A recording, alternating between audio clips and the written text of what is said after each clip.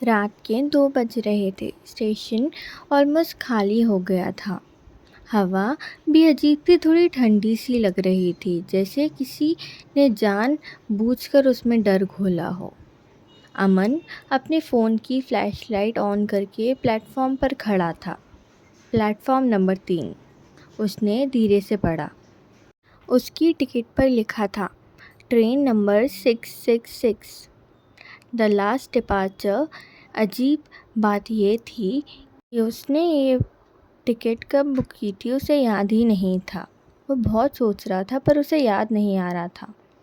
Train धीरे धीरे platform पर आ गई, लेकिन आवाज़ बिल्कुल नहीं थी, ना इंजन की ना ब्रेक्स की, जैसे कोई शैडो स्लाइड करके आ रही हो। एकदम से उसका दरवाज़ा खुला और अंदर बिल्कुल अंधेरा था। अमन ने एक सेकंड हेजिटेट किया, फिर सोचा चल जो होगा देखा जाएगा, और वो ट्रेन में चढ़ गया। ट्रेन के अंदर सिर्फ कुछ लोग बैठे थे। सब बिल्कुल चुपचाप थे।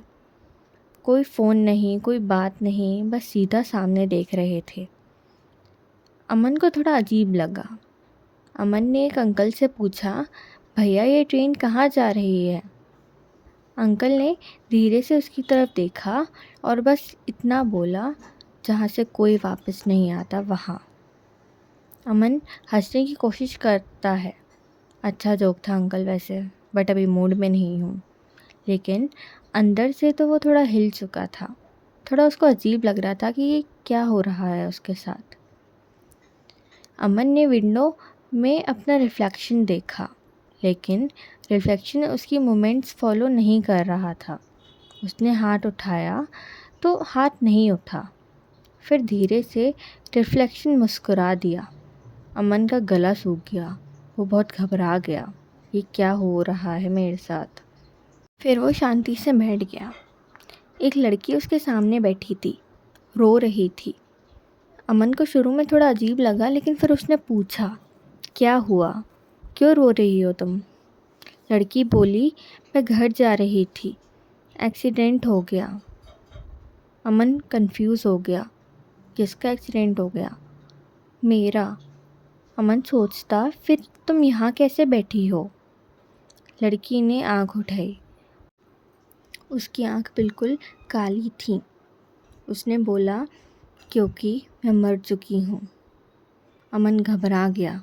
पूरी ट्रेन में लोगों को देखा। किसी के कपड़े फटे हुए, किसी के हाथ जले हुए, किसी के चेहरे पर खून। इसका मतलब सब मरे हुए थे। उसका दिल तेज़ धड़कने लगा। ये सब क्या है? ये सब क्या हो रहा है मेरे साथ? तभी स्पीकर से आवाज़ आई, नेक्स्ट स्टॉप, फाइनल जजमेंट। अचानक अमन का दिमाग में फ्लैश हुआ एक एक्सीडेंट।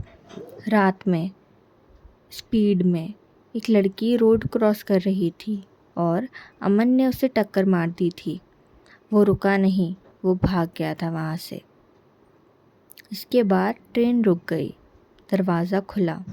बाहर सिर्फ अंधेरा था और एक शैडो खड़ी थी, उस लड़की की जिसे अमन ने मारा था।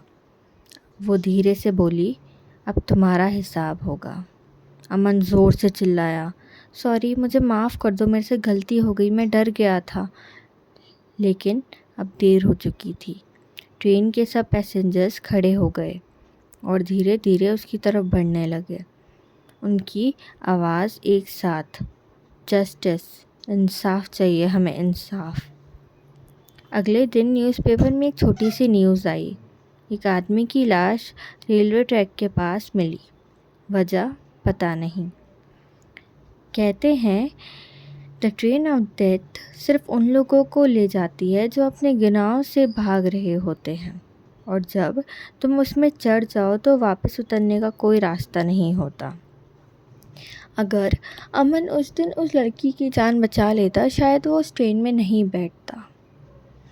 तो अगर किसी भी कंडीशन में आपके थ्रू किसी की जान जाती है तो उसको बचाओ। ये मत सोचो कि आपका क्या होगा।